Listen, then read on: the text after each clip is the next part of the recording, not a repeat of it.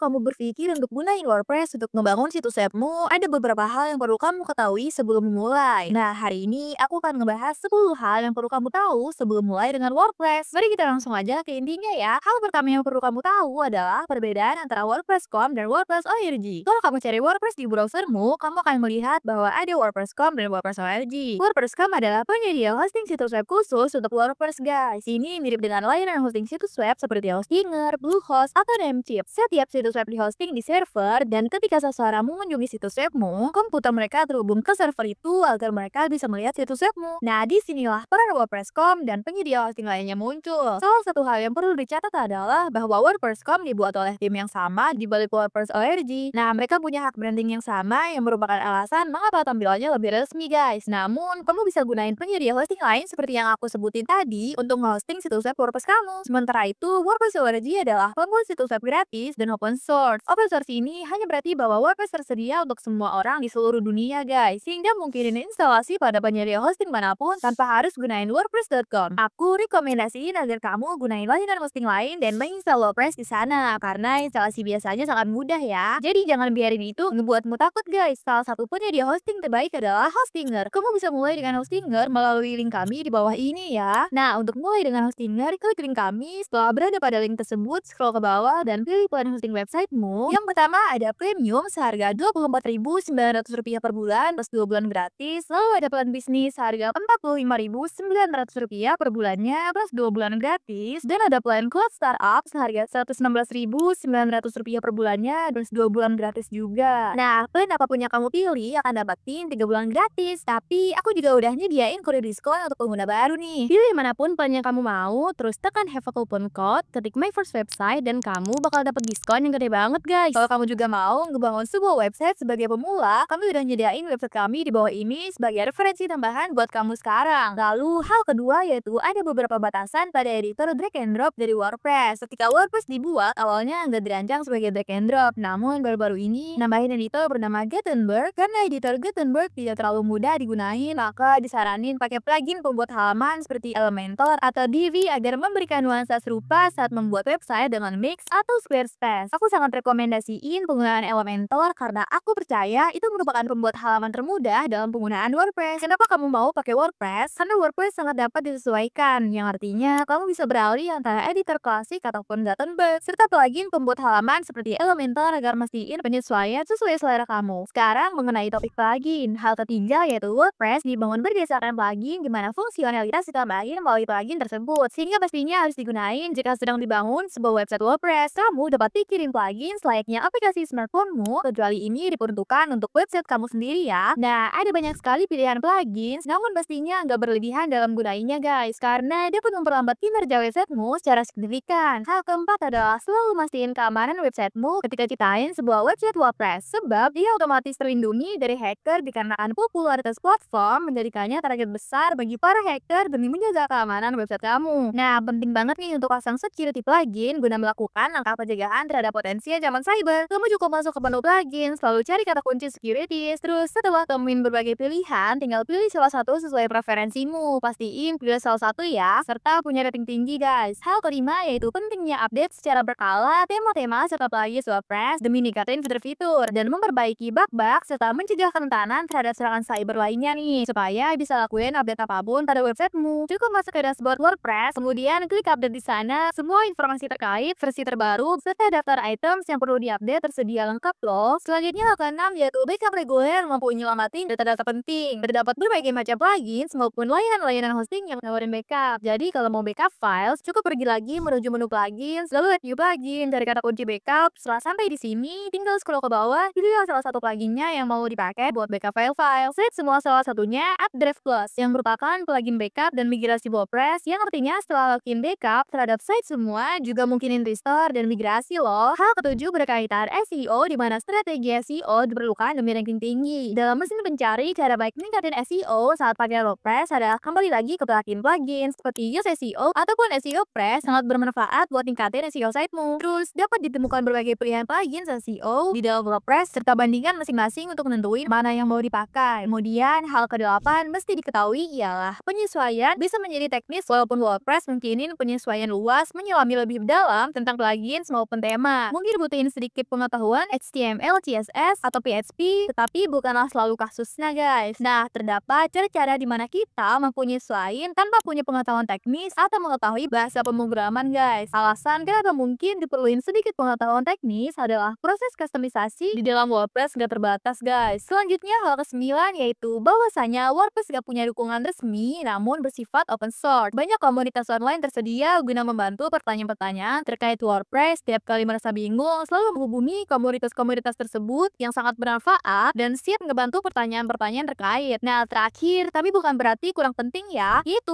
alternatif lain ketika datang kepada pembuatan website, kami udah nyediain link di bawah ini, yaitu dua alternatif Wix serta Squarespace Wix. Bagus banget buat pembuatan umum, dengan Squarespace lebih baik bagi portofolio keduanya. Mempunyai template-template bagus serta sangat mudah bagi pemula guys. Jadi kalau tertarik, silahkan cek link di bawah ini ya. Nah, itulah cara ngedukung channel kami supaya terus bikin konten gratis kayak gini guys. Terus kalau video ini bermanfaat bagimu, silahkan subscribe ya, dan kasih like kalau kamu suka videonya. Kalau ada pertanyaan, silahkan tinggalin komentar ya. Kami bakal bahas semuanya. Terima kasih banyak udah nonton, dan aku bakal lihat kalian lagi di video berikutnya.